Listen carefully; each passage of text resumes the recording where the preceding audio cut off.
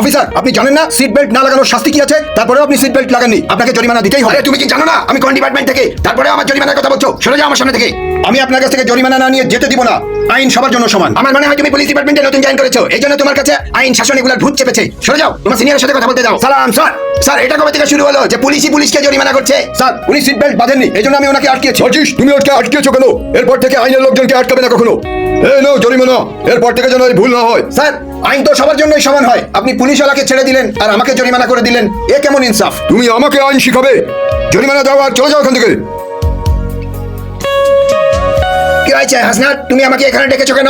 আমি পুলিশের বিরুদ্ধে থানায় জিডি করতে যাব। আরে তোমার মাথা তো ঠিক আছে হাসনাত, তুমি পুলিশের বিরুদ্ধে কমপ্লেন কেন করতে যাবা? তুমি জানো এটা কত কঠিন কাজ? না মাহফুজ, আমি ছাড়বো না ওই ইন্সপেক্টরকে। সে আজকে পুলিশ হয়ে আরেক পুলিশকে ছেড়ে দিল আর আমার উপরে জরিমানা দিল, এ কেমন ইনসাফ? আরে হাসনাত, তুমি এইসব লোকের সাথে পাঙ্গা নিও না। এমন না হয় থানার মধ্যে তোমাকেই একটা ভুল কেসে জেলের মধ্যে ভরে দিবে।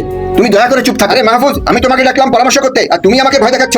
যা হয়ে যায় হবে, আমি এদের বিরুদ্ধে জিডি করবই। আচ্ছা, তোমার যা মনে আসে তুমি তাই করো, কিন্তু তার আগে তুমি পাটোয়ারির বাবার সাথে একবার কথা বলো। তার বাবা কিন্তু পুলিশের ঊর্ধ্বতন কর্মকর্তা।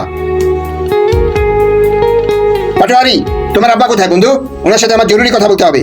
আরে হাসনাত, তোমার কি হয়েছে? আগে শ্বাস তো নাও। কি এমন বিষয় হয়ে গেল যে এত জরুরি ভাবে আব্বার সাথে দেখা করতে হবে? এটা আমি তোমাকে পরে বলবো, আগে তুমি আমাকে বলো ওনাকে কিভাবে দেখা করতে পারি। এই মুহূর্তে আব্বা একটু ব্যস্ত আছে, যা বলতে হয় আগে আমাকে বলো। আজকে এক পুলিশ অফিসার আমাকে জরিমানা করেছে, সাথে আরেক পুলিশ অফিসারের দোষ থাকা সত্ত্বেও ছেড়ে দিল।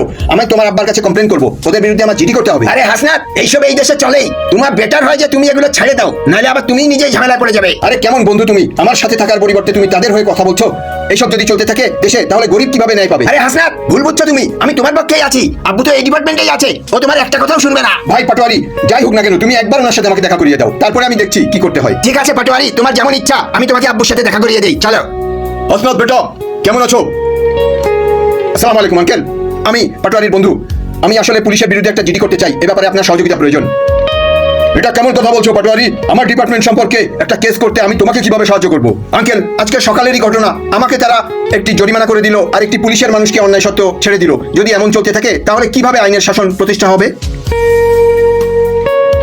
সালাম আলাইকুম স্যার, বসুন। এই দুজনে কি ছিল যারা তোমার সাথে নাইনসাফি করেছে?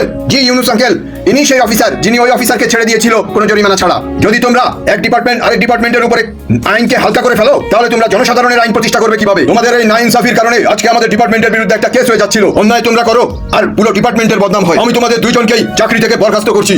আইনের মানুষ হয়ে আমাদের সবসময় উচিত সকল মানুষকে একই চোখে দেখা। আইনের চোখে সবাই সমান, হোক সে সাধারণ মানুষ, হোক সে আইনের লোক। আমার মেসেজটি পছন্দ হলে অবশ্যই বন্ধুদের কাছে পৌঁছে দিন।